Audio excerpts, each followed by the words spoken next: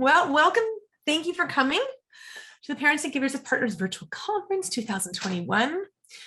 Thank you for coming this afternoon. I appreciate that you had lots of other things to do this afternoon, and I appreciate that you are here and giving up some of your time. My name is Wendy Birch-Jones. I am a teacher librarian at O'Connor Public School, and I am thankful that I have my friend Sophie here to help me this afternoon. Sophie? Hi, I'm Sophie Wong. I'm also a teacher librarian, but I'm at Millwood Junior School. I'm just here to moderate. Sophie is here to help moderate this afternoon. She's going to be our moderator in the chat. She's going to help you with some questions and help put in links and whatnot. So she will be there if you are asking questions. She's the one who's going to be answering them in the chat while I keep blabbing on blabbing on the other side of the screen. All righty. So here we go. The power of yet. It's called developing a growth mindset in our children because this is something that is developing. I will tell you that I am talking to you both as a teacher, a classroom teacher for many years, and now a teacher librarian, and also as a parent. I have two children who are now in grades 5 and grade 8. And I think I said before he's grade 7, he's in grade 8 now. I've been corrected. And so when I tell you about any of the anecdotes I have going here, they are both from the perspective as a teacher and as a parent. So yeah, that's the perspective from which I am coming. So this is all a work in progress. And when I tell you it's developing, is really we'll probably still do the decorations in the afternoon if that works. If you want. Sorry? I think that was just someone who just forgot to put their mic on mute. Okay. And so we are, anyways, so it's really just because it's something that we're developing. We are not, it's an ongoing process. So what is growth mindset? Growth mindset is something that we are, it's an attitude. So I want you to think about the following phrases. I am not a math person. I'm not good with numbers. I don't have a head for science. So I am going to hedge my bets that these are phrases that you have maybe heard someone in your life say. Maybe you've heard yourself say them, or maybe you've even heard your own children say them. Or you've had at some point in your life had something similar go through your own mind. This would be examples of something that is sort of flies in the face of a growth mindset. It's okay. Go ahead, Sylvie. So those are all examples of a fixed mindset. These are the examples of something that when you believe you can't learn something, that you really just can't, that you're not smart in a particular way. And that was really what we meant when we talk about when we think we have a fixed mindset. This is when I was in grade 3, I moved into a gifted program in the former North York Board of Education. And at the time, the North York Board, in all of its wisdom, decided that the way that we would accelerate the math program was to skip grade 3 math and jump us all into grade 4 math. And while I was really good at grade 2 math, I had not learned any grade 3 math. And so I really ended up with a very fixed mindset because I really didn't think I was smart at math anymore, because all of my peers were doing all of this math that I believed I really wasn't smart at all. I had a very fixed mindset when it came to math in grade 3. That was my fixed mindset. A growth mindset is literally the opposite. And so we years ago believed that intelligence was something that we were born with. We believed that we had a fixed IQ. We used to do testing that we sort of understood that children had particular level of intelligence, and whatever level of intelligence they were sort of born with was the level of intelligence they were set with for life. It's why we used to cohort them. It's why we used to sort of stream them into particular academic streams. And we now understand that that is simply not true.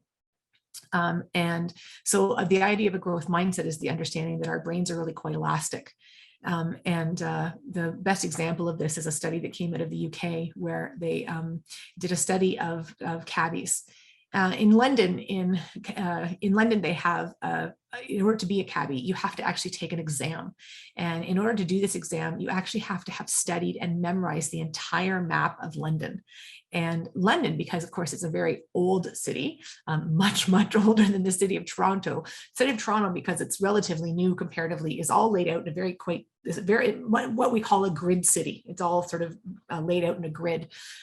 London is not like that at all. It's very complicated, very all sorts of twists and turns and all these crazy little streets.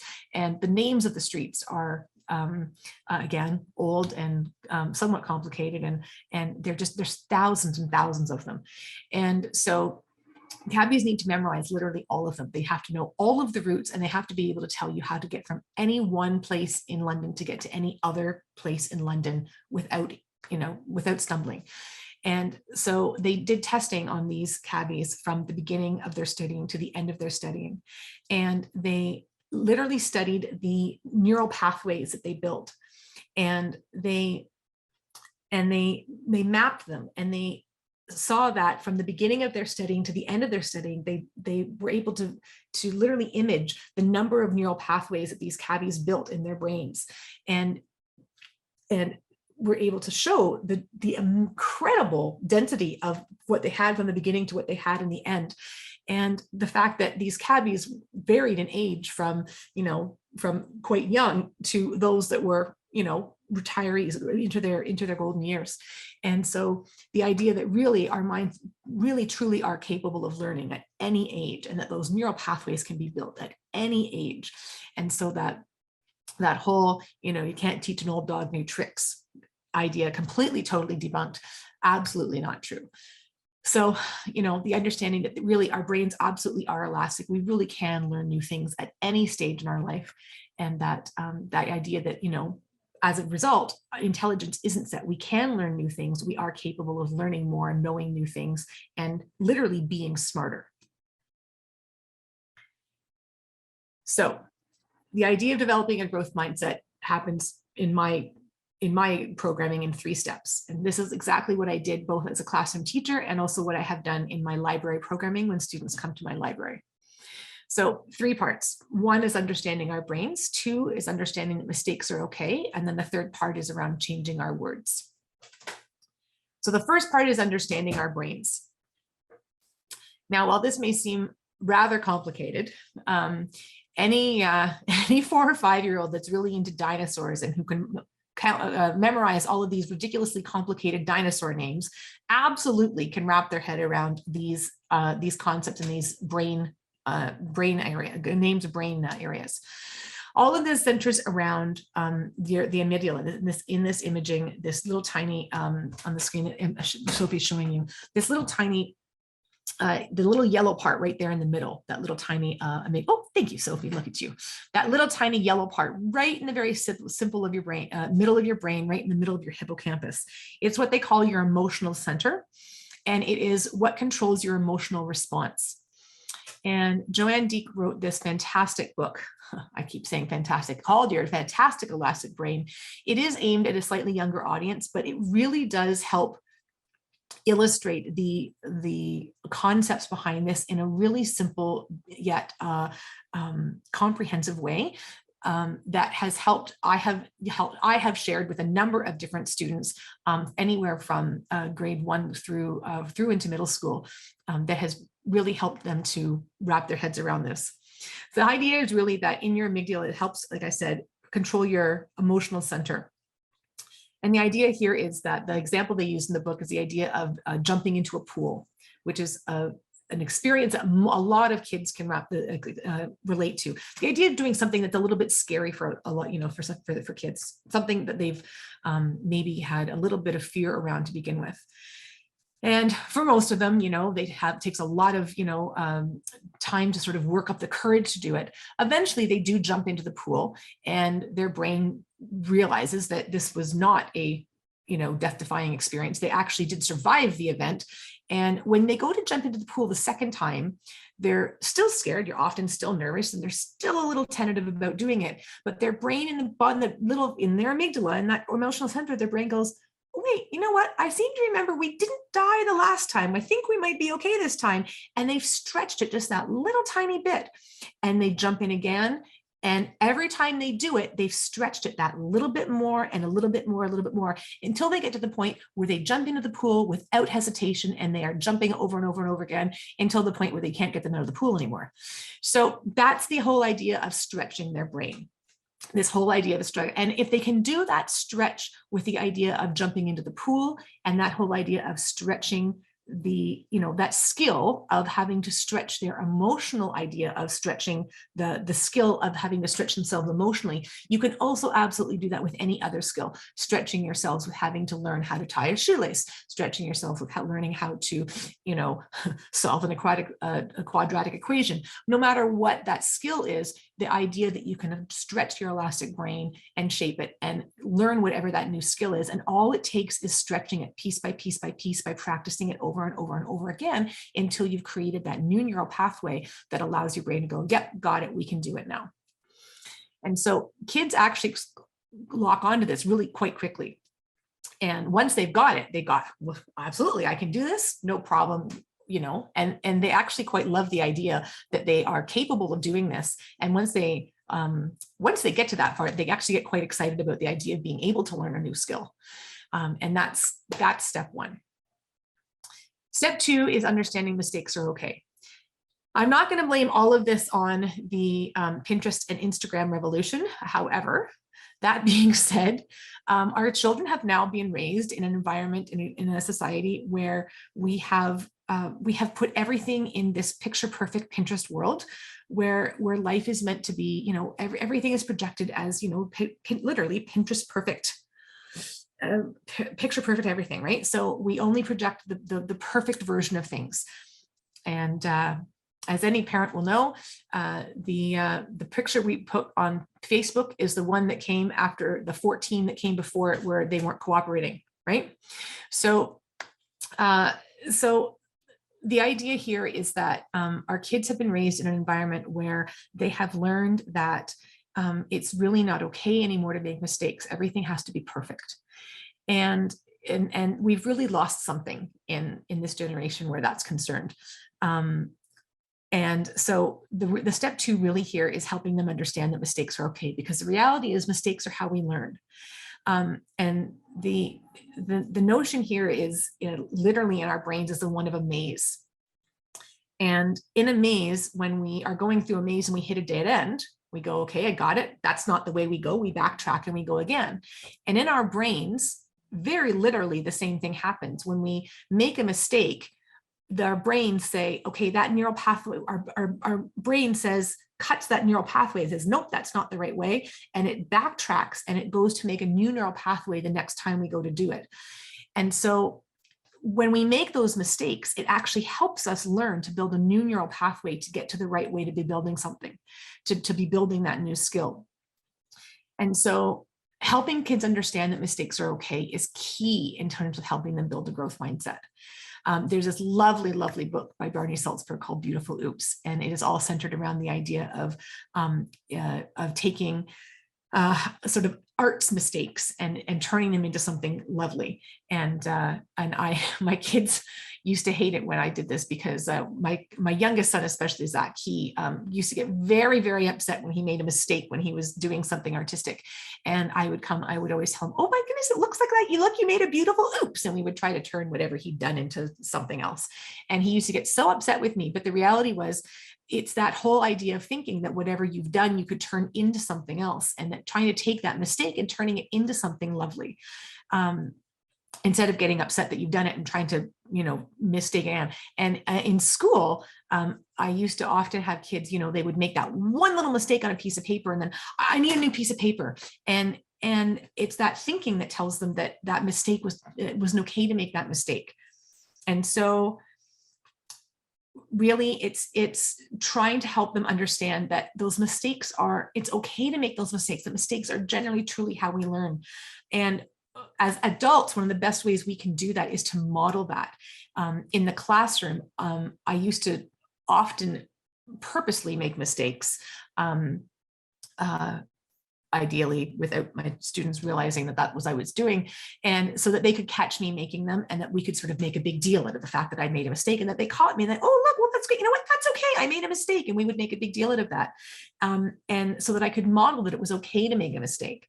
And I would also often, if a student was had made an error in doing something, or had answered a question incorrectly, I would often praise them for having done so, so that we could help learn from them, and thank them for the fact that they had done that, so we could, so that we could, so that we were able to learn from it. Thank you so much, Carrie, for having made that, for sharing that with us, because we, you helped us learn from that. Thank you so much. I'm so glad that you did that today. And they always look at me a little befuddled because they made a mistake, but they couldn't quite wrap their heads around why I was praising them for having done it.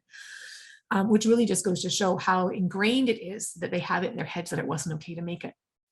So a couple of great books in this one, just The Girl Who Never Made Mistakes, and Todd Parr. We love Todd Parr. It's okay to make mistakes. So again, always, and you'll hear me say this repeatedly, I love helping children ingrain some of these ideas through story. Always, for me, one of the best ways to do this. Children will help internalize some of these things when they listen to story and they relate to these things. They will make connections in story, and then make connection to these stories, again, usually internally just on their own, and also in conversation with you as you're reading them. And it's in doing so there that they will help start to internalize some of these things. And so it's in conversation with those things often is where they'll start trying to wrap their head around some of this stuff. Step 3 is changing our words. And changing our words, I cannot stress this enough, is really where the power in all of this starts. It is key. There's so much power in our words. And so at this point, I am going to we're going to break out into a couple breakout rooms right now. And I'm going to challenge you to look at these 4 phrases. It's good enough, I'm bored, I give up, and I'm awesome at this. And I'm going to challenge you within your group to take a look at these phrases and decide whether or not you think that they represent a fixed mindset or a growth mindset. And once you've done that, I want you to see if you can't figure out what the flip of that would be. So if you think it's a fixed mindset phrase, what would the flip of that be? So how would you change that phrase into a growth mindset phrase? On the reverse, if you think it's a growth mindset phrase, what would it have sound like if it was a fixed mindset phrase? Okay. And if you've picked one phrase and you've sort of discussed it out and you've gone through that and you think that you've got that and you've nailed that one down, you are more than welcome to sort of go and sort of tackle some of the other ones. And we'll give you about 5 or so minutes to do all of that. Okay, Sophie, are we ready? Yeah, I'm just gonna open up all the rooms now. Wendy, you're gonna be put in a room and you're just gonna have to leave it, okay? Okay, yeah, no worries. Okay, thank you.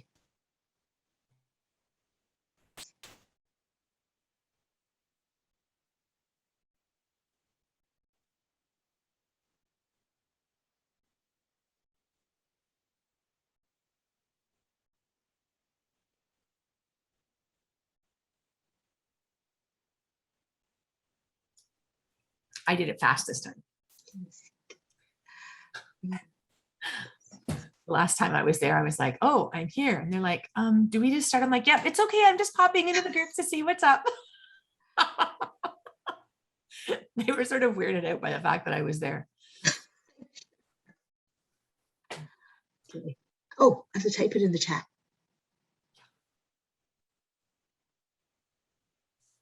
Well, I talked longer this time. Oh, no, that's okay. It's all good.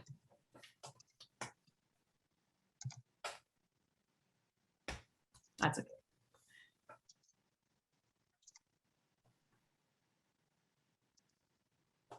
I can whip through the rest of this stuff pretty fast.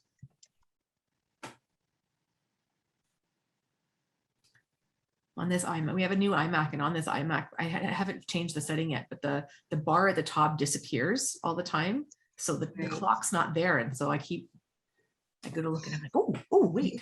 I don't have clock either. I'm using my watch. I just and What? now I find that I need big numbers when I cannot see Oh, I know. a small face of a watch. My husband, I had a Fitbit kind of watch and it broke. And my husband said, "Oh, I'll get you another one." I said, "Well, if you're going to get me another one, you need to get me a big face." I said, "I need big." I said, "When I'm running, I can't see this stopwatch. I'm moving and I'm running. I can't see it. I need big." So it's big. It's big. Awesome. I can't wear a watch anymore. I have not worn a watch since 1998. You know what? It really is just my step counter, Wendy. Okay, fair It enough. counts my steps for me. I realized that when we were online, I did so few steps. But at school, even though I'm not even intentionally putting in steps, just because our school is shaped in a U, Yep. and there is no, you have to go all the way around the U to get to one end to the other. I Yep. easily log 7,000 steps a day Yep. just from going to school and going to classes. Yep. Right? But I hear you. so that's what I said. I'm a little bit addicted to. Are you still doing cart to cart? Are you like library in a cart? No, Yeah. I did do that for the kindergartens just for now. Yeah. Because our libraries are really big space. Okay. But I don't do library cart to cart, and I don't do library. I do the partnering. So I'll trouble with. Yeah. Right.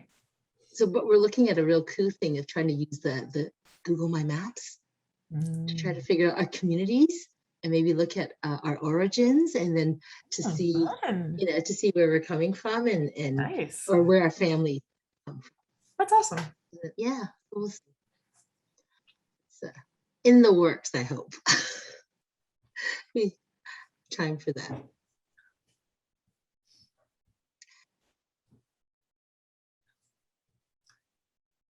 You just unhosted?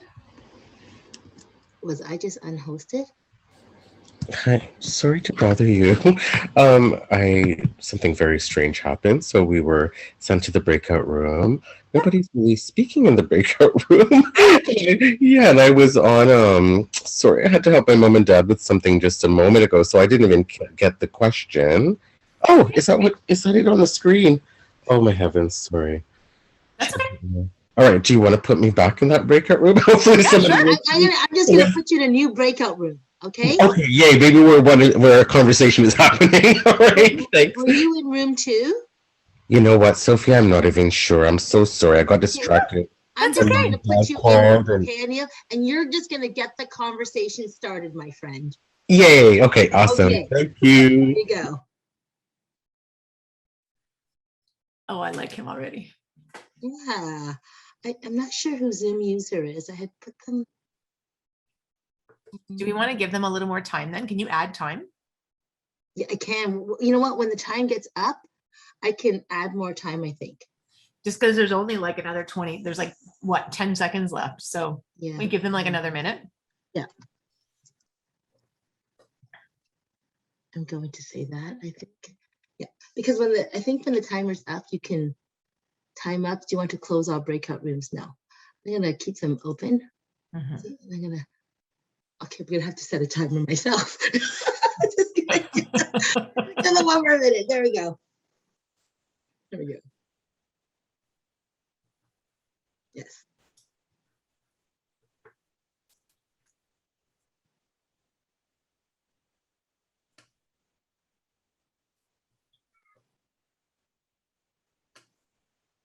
We had more breakout rooms this time. So I guess they won't know if they're in room 1, 2, 3, or 4, but it does tell them when you're being sent Yeah. to room. Yeah. So you can-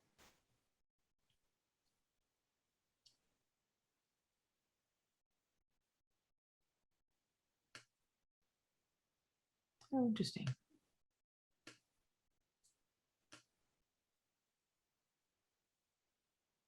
Sure.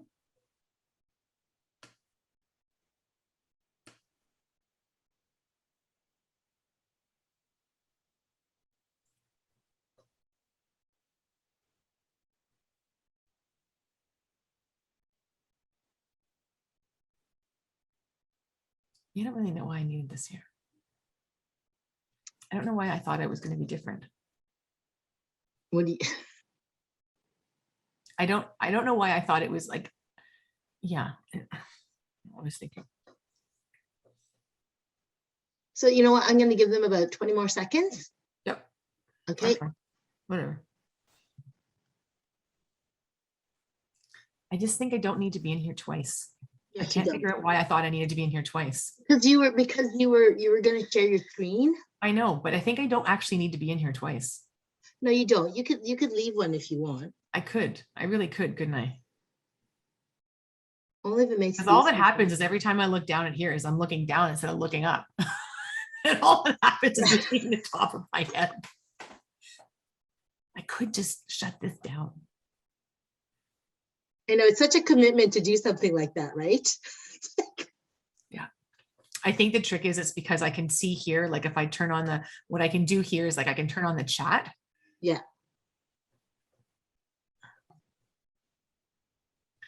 And so it's little things like I can turn on the chat in this one and not on that one. So I can, it's like, there's little things I can do here. It's a little bit helpful. Okay, I'm going to close all the rooms if they're going to come back, okay? Yeah, okay. Yep. So they get 10 seconds before they come back.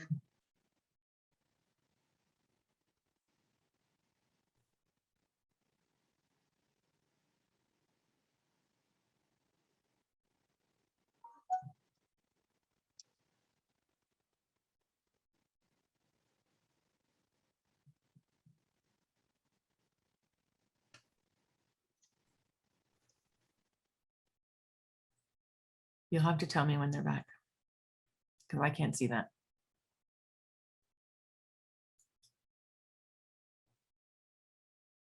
We're back. Okay. All righty. So does anybody, yes. So yes, well, what I'm going to say, ask is if, who would like to share? So if someone from, I don't need every group to share. Some groups may want to share, some groups may not want to share. I'm not going to do that teacher state thing and make every group share. So if you would like to share some of what your group had to say about your discussion, then I would invite you to put your hand up or something and let us know. You can either say something in the chat or put your hand up, and Sophie will be able to see that and let us know. Yes. And you can. So Dee Williams put up their hand. Yep, perfect. So Dee, go ahead. Yeah, thank you. It was a wonderful exercise. I was in the room with Tom and Jane and Amanda. All of those statements seem to us to be like a fixed mindset, like an absolute kind of statement. Gold star. and we kind of came up with alternatives for a couple of them. I'm awesome. I'm awesome. I'm awesome at this. I'm awesome at this. Yep. But I could do better. Oh, good. Yeah, kind of reaching. I'm bored, but I have time to learn something new.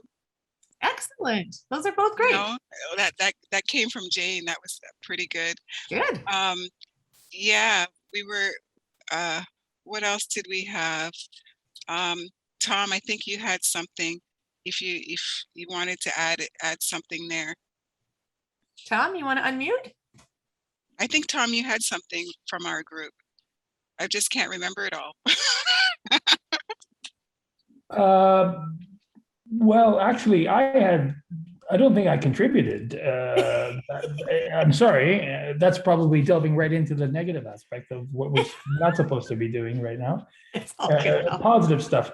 Well, the one part that I had difficulty with, but we got a gold star apparently, but I'm awesome at this because I didn't see it as being complete unto itself. Like it could be limiting, but it depends on your mindset. Yeah. If someone says I'm awesome at this and they just keep motoring, then there isn't the limitations that the group agreed with. But that's basically all I have to say. It's the phrase that tends to create the most debate. Okay. Yep. Was there any other, just from the other groups, was there any other groups that had some good debate around I'm awesome at this? But Mahina had their hand up, so I'm not sure if go ahead. would like to share. Hi. Yeah, we had I'm awesome at this and it's good enough.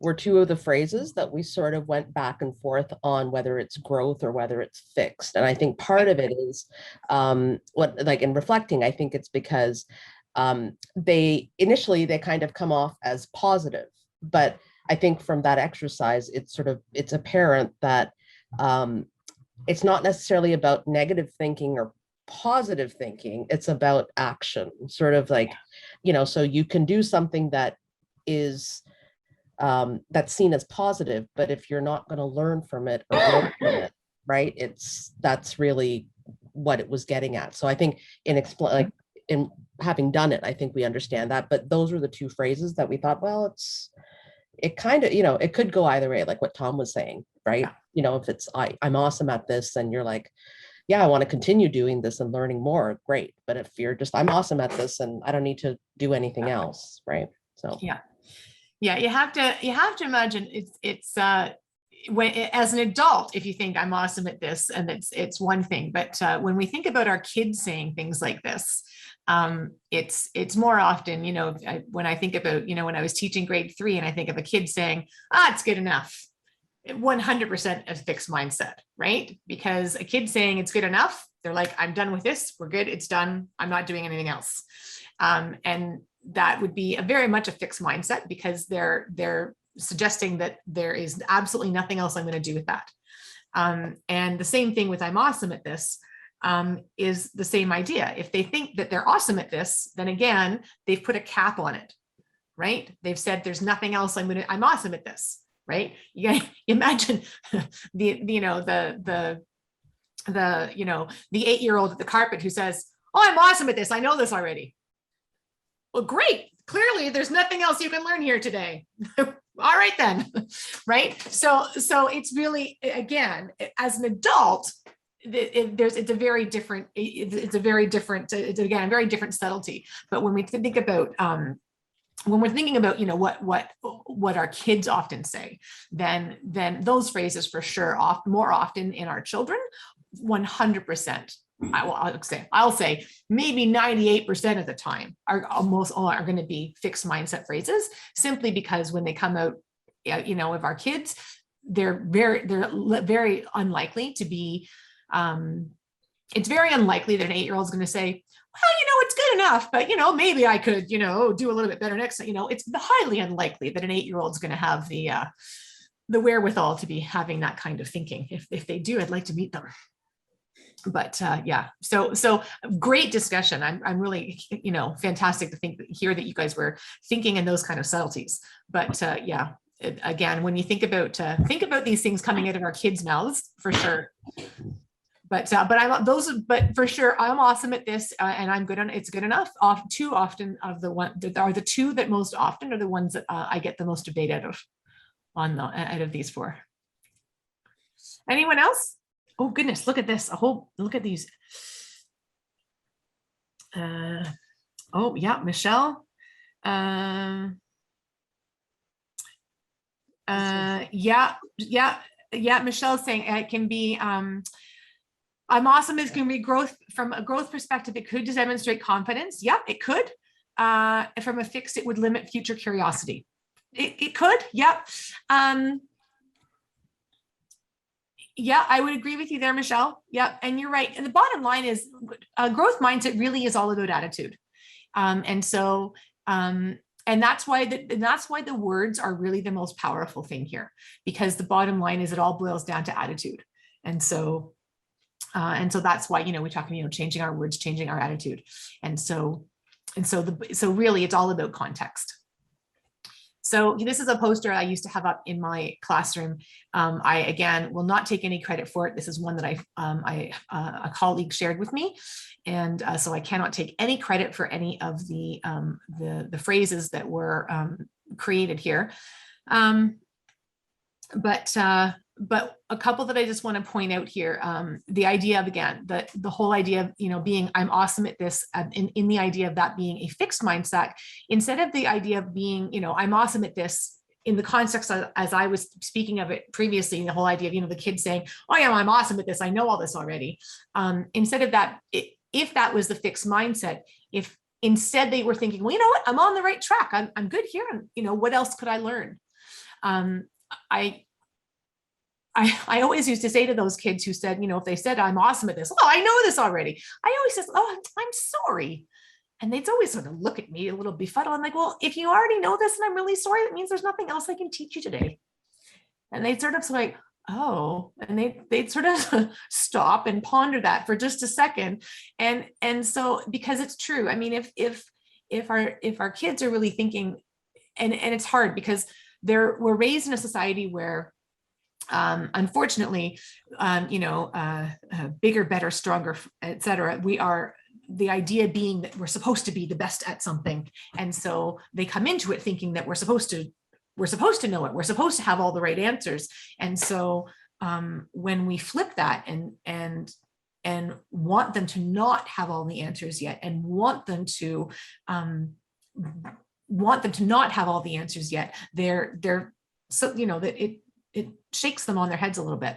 So turns them on their heads a little bit. So it really does take a minute for them to flip this around.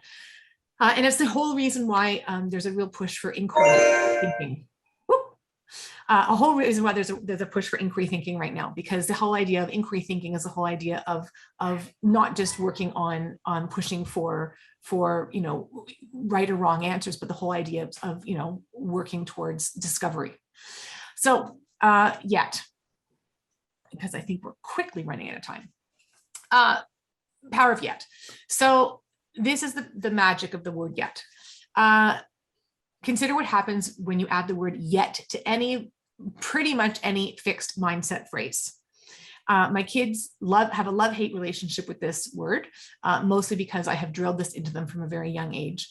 And so every time they say something, when they present me with a fixed mindset phrase, I them, and they repeat the phrase again with a yet. So it sounds like this: oh, I can't do it. And I say, oh, I can't do it yet. And so it's exactly that. And it's that simple. I can't do the math yet. Oh, my plan didn't work yet. And my favorites: I'm not big enough yet. I'm not tall enough yet, which is my favorites with our littles. Because it's such a struggle when they're, just not tall enough, just not big enough, just not old enough, especially with our littles with older siblings who are so desperate to get older, bigger, faster, and the reality being that they're just not big enough yet. And so this is a worksheet that I used to work with my when I was still in the classroom. And I was just said to Sophie when we did this earlier, I can't quite read all the reading anymore. It's been such a long time. But these were examples. I can't finish my work quickly yet. It says quick yet. It should say quickly. They were great too. But I will follow the teacher and I will listen.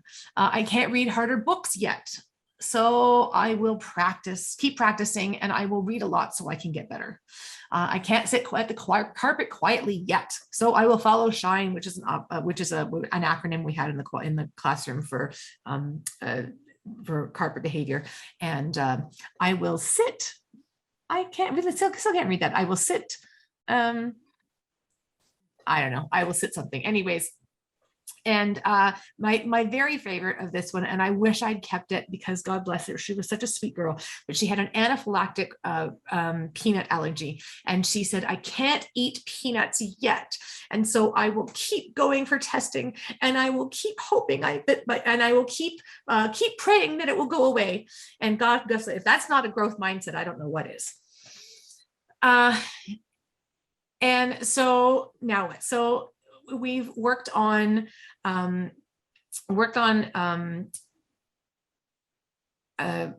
working through our, understanding our brains, working on our mistakes, and working through our words. So now we start listening for fixed mindset thinking. So the first place you're likely to hear this is in your own, kind of words coming out of your own mouth, and which is great. You will also hear it coming out of your children's mouths, and which is great too. The best thing to be doing is to when you catch yourself saying it, catch yourself out loud and let your kids hear you correcting yourself. Because ideally, if you are correct yourselves as a family, when you do that together, then they hear you correcting yourself. And again, you're modeling it for them. The next one is to make sure you choose your response. When now I can do the yet thing with my kids, and they grumble and groan and they do it, and it's fine. But that's after years and years of practice. And it also is because they're older now, and you want to make sure that you pick your moments. In the middle of a meltdown with your 4-year-old is not the time that you maybe want to get them to try and repeat the phrase with yet. Obviously, we pick our battles, and always with always with empathy, and always encouraging. One of my favorite quotes from Henry Ford: "Whether you think you can or you think you can't, either way, you're going to be right." And I use this one with my almost 13-year-old frequently right now, because he often being the almost teenager that he is, likes to get himself into some fixed mindset thinking at the moment. I think that maybe just might be the way that teenagers operate. I'm not sure yet. I'll get back to you on that. But maybe if you have teenagers, you can let me know. But he likes to be right. And so when we start butting heads around things, I often ask him what he wants to be right about, because one way or the other, he needs to choose what he wants to be right about. And so, and the last thing I will say is, of course, the teacher librarian in me is going to tell you that you can read about it. Most of the resources I have for you today are picture books, and in the workshop we did at before this one, someone asked about resources for older students, and my answer is this: I have used picture books with students of all ages, and I fervently believe that picture books are a fantastic jumping point for conversation, no matter what age students are. I have used If I Never Forever Endeavor with a grade 11 English class, and it was a fantastic jumping off point for a wonderful conversation around growth mindset. Sometimes the simplicity of picture books are the perfect entry point for conversation, just because of the simplicity of the story. And while there are many wonderful texts, novels that for older students that illustrate growth mindset and perseverance and resilience in many ways, the reality is, unless both you and your child are going to both read that novel, that text, it's a much more difficult way to have that conversation. Not to say that, absolutely, if you both want to read that story together, then, as a teacher librarian, I will always encourage you to do so. But there's something magical about being able to have that conversation over the picture book. And my experience is kids love to be read to. Kids love picture books. And there's something quite, it's something often very accessible. So there is a resource at the end, and Sophie I think she's already done that. Look at her, she's already in there. Just the books one. I'm going to wait till the end. It's all good. Sophie's already put the resource in the chat for you of some of the books that I have a list of them. Any of those texts are fantastic. I would encourage you, if you're interested in them, I can again see your school librarian or your public library, or visit your local independent bookseller to see if you can find any of those texts. They're all fantastic. Kristen says, we love Jurassic Dens. And yes, see, Kristen loves it as an adult. And again, I think they're all fantastic. How will you know it's working? When you have a child who is persevering when they're frustrated, when they are really, when they want to challenge themselves, And when they have really locked into the idea that mistakes help them learn, then you will know that you have a child who has really started to embrace a growth mindset. Now, having said that, there is no human being on the planet who has a growth mindset 100% of the time.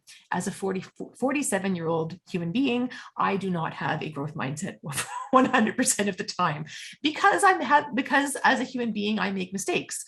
So, you know, and those mistakes help me learn. And I always, you know, and because it's an attitude, and you know, we're human. And so, but the idea of the growth mindset is the more quickly you're able to go back into your growth mindset is when you'll know that it is how quickly you're able to sort of snap out of it is, I think, the best way to go about it. You know, we all get into the moments when we get frustrated, when we're trying to persevere through something. And the question is, how quickly are you able to sort of wrap your head around, okay, no, it's okay, I'm going to persevere. The last thing I want to give you is this beautiful quote from Carol Dweck, who writes, if parents want to give their children a gift, the best thing they can do is teach their children to love challenges, to be intrigued by mistakes, to enjoy effort, and to keep on learning. That way, their children don't have to be slaves of praise. They will have a lifelong way to build and repair their own confidence. And this comes from her website, Mindset Works, and it is from her seminal text. And if you go to the next one, Sophie, it's from this same page that Sophie has put in the resources, is from her book called Mindset. And it's that tiny little one on the upper left-hand corner. She wrote sort of the foundational text around growth mindset, and which, if you're interested in learning more about what it's all about, I highly recommend. It's a great read. And there's sort of 2 books up there that if you want to know more about growth mindset, I would encourage. And then again, a list of great picture books for you there. If we were doing this in person, I would be giving you this other pages from Sarah Gardner, which I have your permission to use from her. I would be giving that to you as a handout. She has given me permission to give it to you virtually. And so those are also, Sophie has put those in the chat. So that's all I have for you today. So if you have any questions, I am happy to answer those for you. I know there's a bunch of stuff here in the chat. Yeah. Sophie, I don't know if you want to. I do have them. I've collated them on a separate sheet. So, oh my goodness. So someone has asked, what if we, so would you say that a growth mindset requires a positive attitude? That's a really interesting question. I would say that, no, I wouldn't say not necessarily. I would say that a growth mindset requires a positive attitude. In some ways, I guess. I think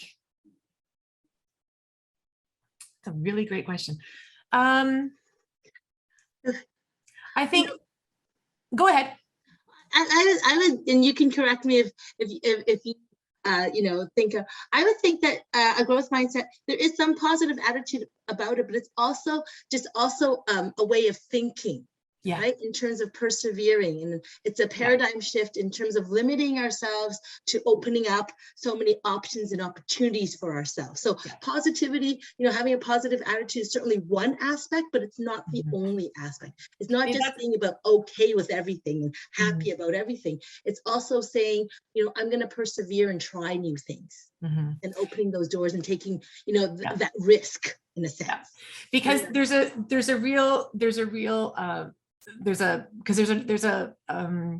element of resilience to it that sort of having a positive attitude lacks. Like, you can be Susie Sunshine all you want, but if you don't sort of have that sense of sort of grit and resilience that is required of a growth mindset, then the positive attitude is only going to get you so far. It's not so I hope that makes sense. We have another, someone said that they find that yet is easier with younger children. And so how do we improve it with middle or high school students? is the question. Well, I still use yet for myself all the time. Actually, it's really funny. In between sessions right now, I was just joking about my laptop here, and I said something about it not being fixed, and Sophie caught me. She said, well, it's not fixed yet. And so I actually think that it's not, I don't find yet limiting at all. I actually think that I find yet to be quite freeing, actually. I find yet to be very, so open-ended, because it's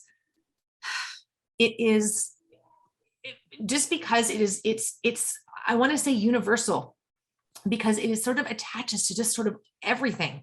And so and I think the simplicity of it, especially for teenagers, again, and in part now, and I say this with my budding teenager. I mean, he's 13 going on, 18.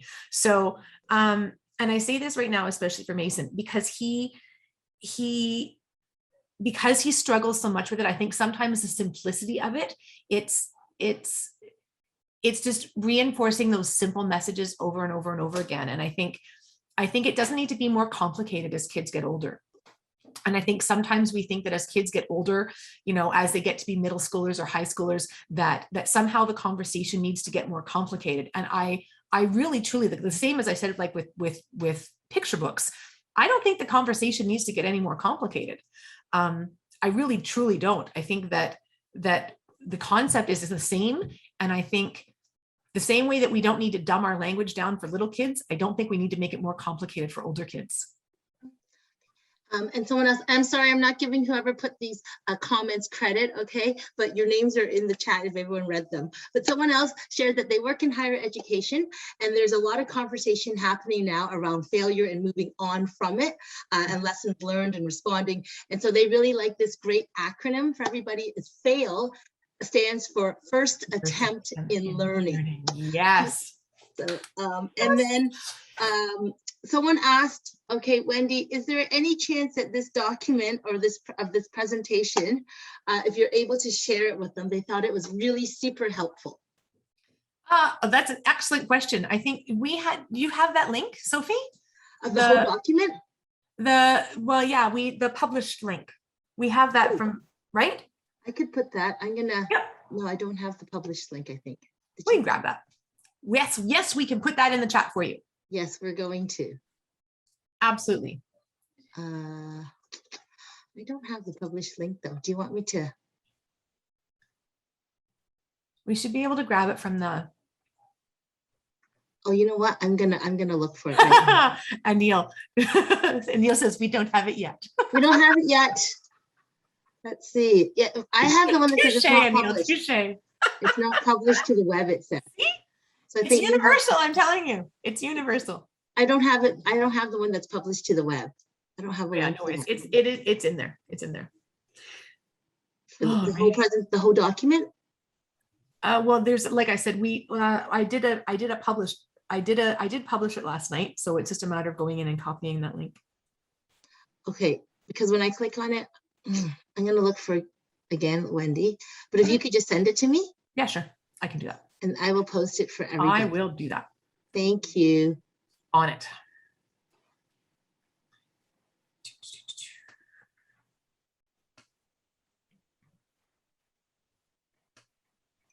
I'm gonna look for it and everyone can just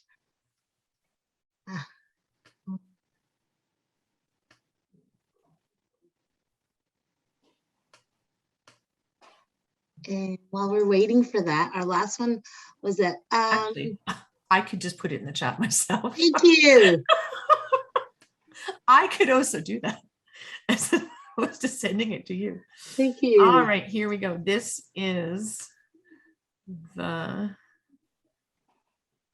should be the link. That should work. Gabby, who's that? Yeah, go ahead, Michelle. Wait for Daddy to teach you how to do that. I am so. My apologies, you heard me talking to my children in the interim. That's okay. And the reason why I had put the question out about the middle age and the teens, because I usually get it followed up with, well, you just don't. You just really don't understand what that means, and you just don't understand how difficult, or you just don't know, and it just keeps going. So maybe there's a developmental age piece that goes with that, which is why I inquired about the question. Right. Yeah, you know what? I understand, because I already get that back from my son. The you don't understand one. And I don't know, this, I think it's the whole, this is the navigating, having to parent teens thing. And I wish I had better advice. I wish I was more experienced as a parent of teenagers.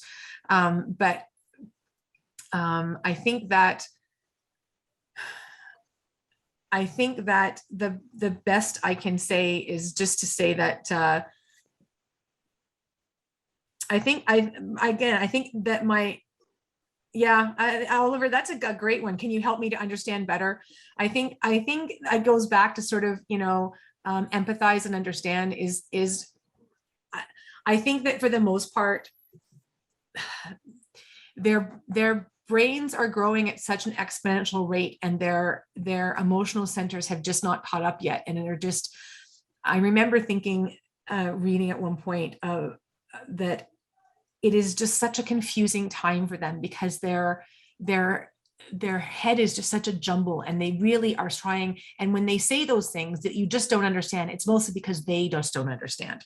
And I think it's okay to say that, like, I can think it's okay to say, to say, like, this is a confusing time, and I get that, and I know it's really hard, and just empathize.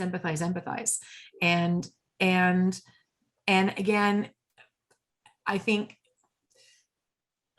repeating the same messages. I think the other thing I have heard, and again, is only from friends of mine that have teenage kids, who just say the best we can hope is that we say the same things over and over again, and eventually it goes in, and that they've said whether we know it or not, they are listening.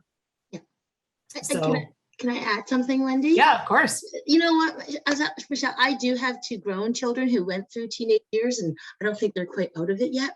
And I still have a school ager. But I do also think, and I've said this to my children before, I'm really trying to understand. You're right. I maybe don't understand yet, but I'm really trying to understand. So like somebody said, please help me to try to understand better. I'm trying my best to understand, and you're going to have to try to help me understand as well. Yeah. And that's what I've said to my kids lots of times. Yeah.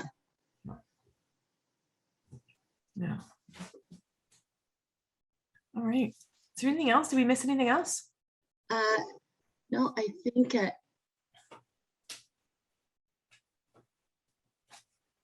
no, I think that was everything. I don't know if we've missed something. If we've missed anything, please just unmute your mic and ask it. And if you don't feel that, yeah, I think we tried to get all the questions. I think so.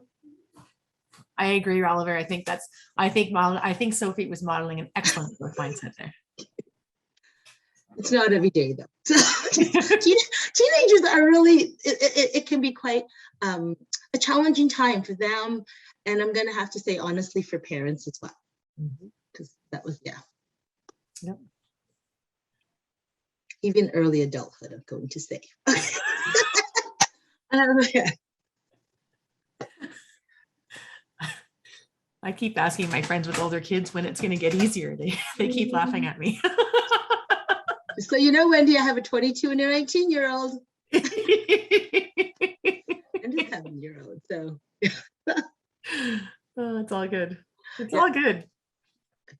All right. Well, my friends, we are officially out of time. If you have any other questions, we're happy to stick around for a second. Otherwise, it has been lovely for you to be here with us this afternoon. Thank you so much for coming. If you do have other questions, feel free to stick around. Otherwise, this is, I think officially we are done. And again, thank you so much for being here. And it's been great for the discussion. We appreciate you taking time out of your day to be with us this afternoon. And we hope you've gotten a little bit out of it. And yeah, thank you for being here. Thank you.